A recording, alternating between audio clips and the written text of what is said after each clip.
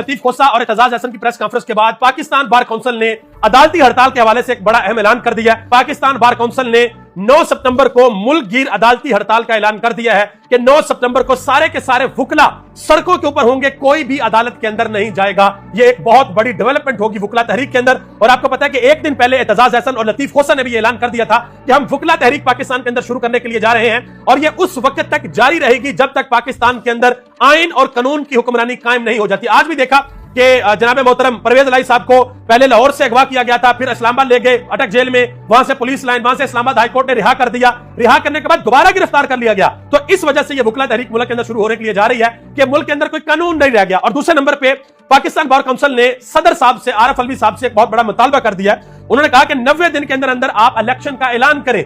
आपकी जिम्मेदारी है, आपने असेंबली डिसॉल्व की थी, आप ऐलान करेंगे, आप 90 दिन के अंदर अंदर जो आपकी आईनी जिम्मेदारी है उसको पूरा करें। तो सदर साहब अगर ऐलान कर दे